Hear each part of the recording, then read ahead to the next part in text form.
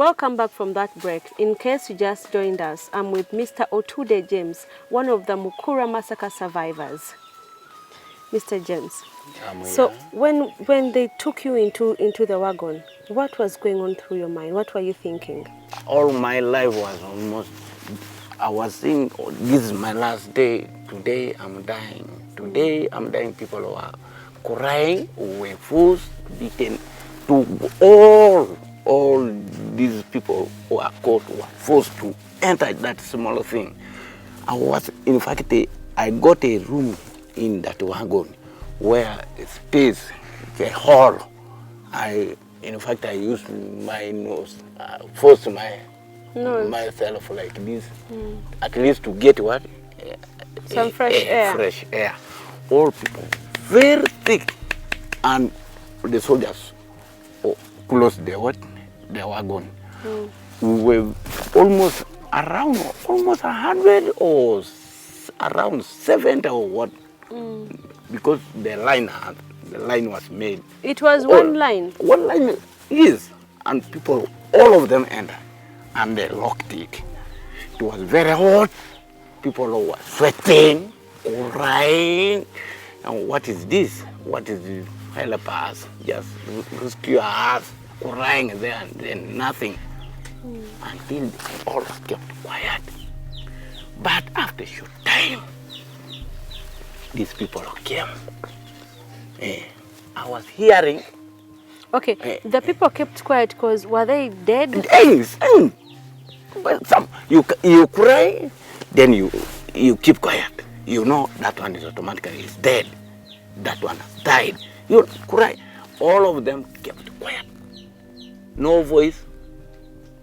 And you can even, you only, at least you feel like this. That one is dying, packing for the heart to work. Yes.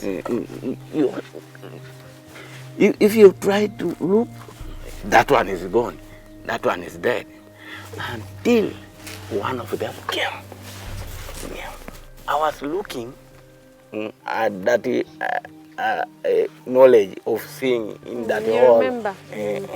That one, I don't know whether that one can open, but all in vain.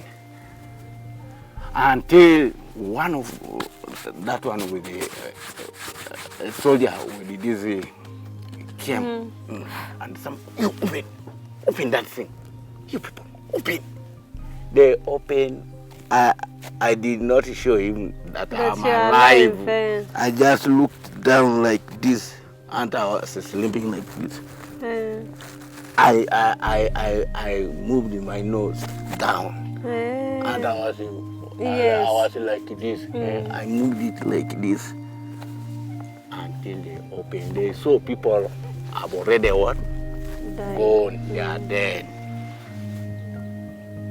And they came checking. Then I raised my hand. They pulled all people. Everyone outside. They checked all those ones who were there. All of them are dead. In fact, I was moved.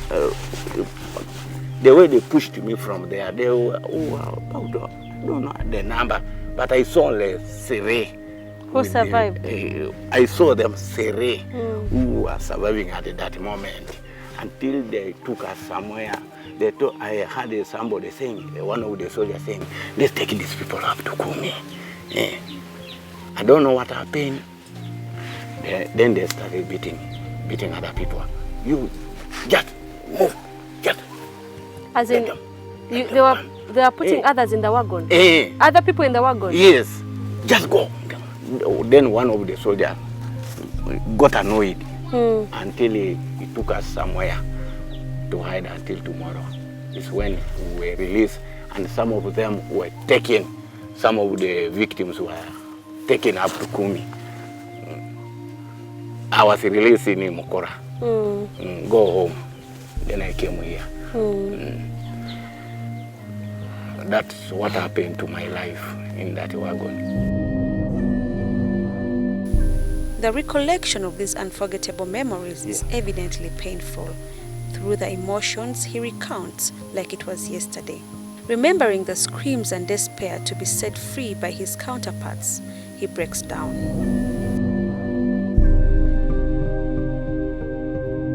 Now, when you were released out of the wagon, were there any other people apart from the soldiers there? Were there any other people out there? There were people, but one soldier refused. He told the other people who were pushing other people to the wagon, take those people up to Kumi. These people are dead. Take all. Oh, you were saying the dead bodies, take the dead bodies to Kumi. They were left there. Oh, the dead bodies were left there? They were left there. Until the other people, I don't know, from Kumi, from headquarters or where. But I was released from there. I don't know what happened to those who were dead there. Okay. They were left there in the Mukura wagon. I don't know what happened. Oh, they pulled them outside. But I was only released.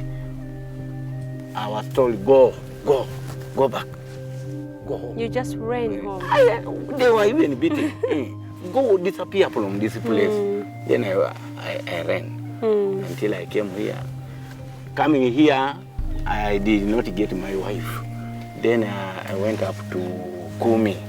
It's when I was able to see my wife. Where was she? Kumi, as in her home?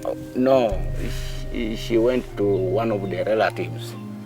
From that time, all people were forced even not to remain at home. All people were told to go to the camp. Where 2 camps were made, Kwakela B and Kwakela A. So I made myself to build a house in that camp, and I stayed with my wife. You stayed there for how long? We took almost 1 year.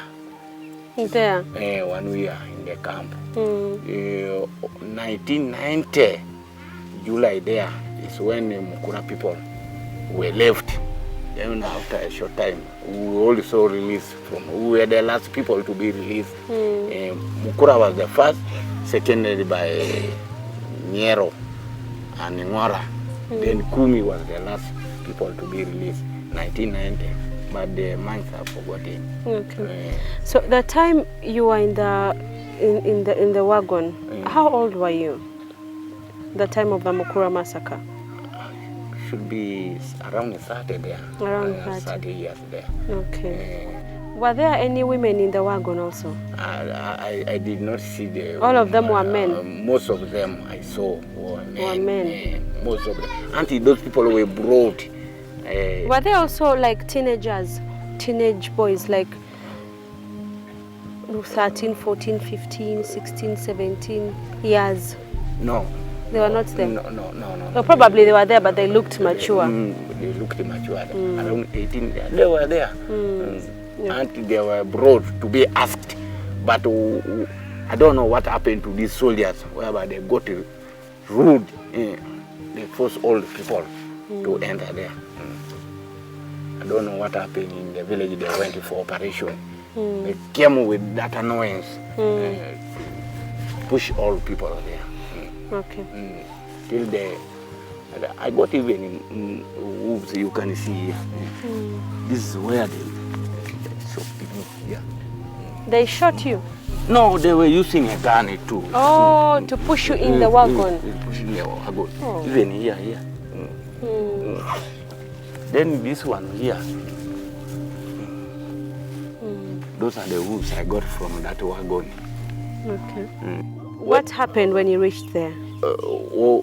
In fact, when we went there where these people put us to sit together, I saw some of the women crying. Then I asked one of the women, what are you crying? One released, no, these people have raped us. They were raping. They raped them? They were raping seriously. I'm telling you, they were raping. Soldiers were raping women. Seriously, they were crying there. After a short time, some of in fact, these commanders who were forcing other soldiers, in fact, beating some of them. This is very bad manners. It is very bad manners. When we were watching just, but they were taking women to raping just in bushes. After raping, you see a soldier coming, trying to put himself properly. Trying to dress up. And you see the woman crying. Some of the women crying. It was on this Saturday. It was on Saturday. It was on a Thursday? Market day. Market day is when they took us. Okay. Then burning was on the next day. In fact, they were asking women, and they saw that there are no problem with some of the women. So they only advise women to tell their husbands if they are there in the bushes, tell them to come and to surrender. To surrender to the government.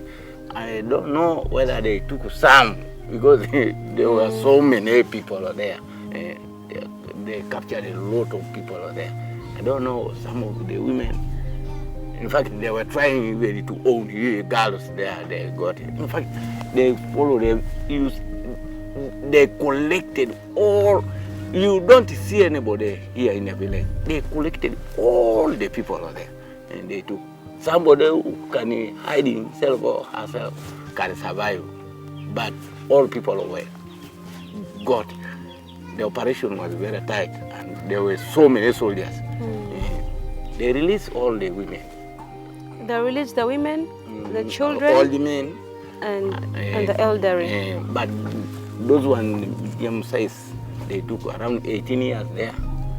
Men, they took. When they took you on a Thursday and they burnt on Friday. When did they release the women? That very day they caught us. That very day they released all. All of them. What time were you put into the wagon? Time. When then they locked you? Around 3 p.m. there. Around 3 p.m. Time there. Then we slept on the wagon, inside the wagon. You slept in the wagon? Then in that very night, they continued their operation. They went somewhere. Oh, they locked you in there? In fact, they locked you they and locked went us for the operation again. Okay. Then they brought the other people from the other places to come. They came with those people when they were very annoyed.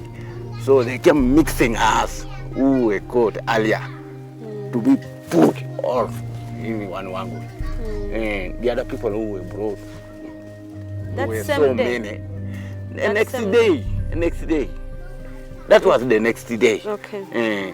So when did they ban you? In fact, the day, I've forgotten the day. How many days did you spend in that wagon? Around 3 days. 3 days? 2 days, the third day is when these people are banned. So how are you surviving those 3 days? No, did they try to give you any food? Nothing. So that means other people even died of hunger? Yes, nothing. Eating what? Hello, you know, there's nothing like food. Nothing. Their intention was to kill us. But God willing, you survived. I survived. His ability to find fresh air in a suffocated and congested wagon is one he gives God credit for. In fact, I got saved even. Yeah? Right now, I'm saved. Okay. I'm saved. Without him, you wouldn't be here now. I know. Sincerely speaking, wouldn't be here. Okay. I suffered a lot. And sometimes I don't want even to go there to see. If I see that thing. In fact, they took it, even that wagon, I told somebody, I don't want even to see that that wagon is staying in Mukura there. And they took it. Some of them, people cried, and they told even the president of Uganda to remove that thing from that area. They came, I don't know where they took that wagon. It's not seen. Since then, I don't want even to pass through that area. If I see it, I cry always. I suffered, sister.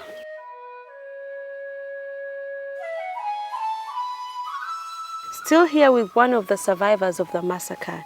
We're going to go for a short break, but when we return, we'll look at his life now after the massacre. Do not go away.